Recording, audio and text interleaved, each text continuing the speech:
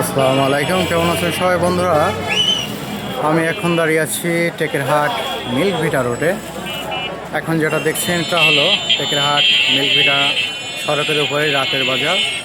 প্রতিদিনের ন্যায় আজকেও মিলেছে সেই চিরচেনা কাঁচা বাজার। আসলে এখানে ম্যাক্সিমাম লোক চাকরিজীবী, দূর দূরান্ত থেকে যারা আসে তারা কাজের চাপে দিনের বেলা তাদের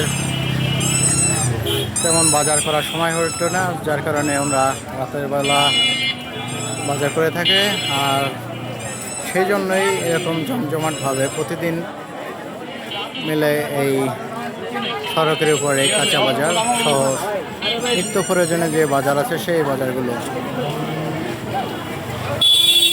দিনের মতোই প্রায় জমজমাট হয়ে থাকে এই রাতের বাজারটি।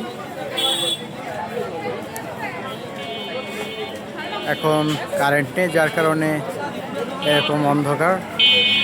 কারণ থাকলে হয়তো আর একটু আলোকিত লাগতো, আরও ভালো লাগতো।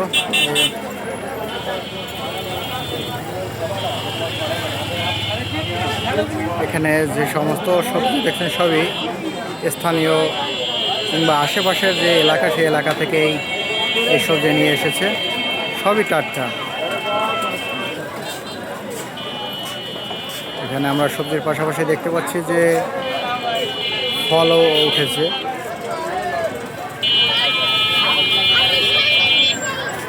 ছেলে মেয়ে মহিলা উভয় ধরনের সব ধরনের লোকই চলে আসে এই রাত্রে এই বাজারে।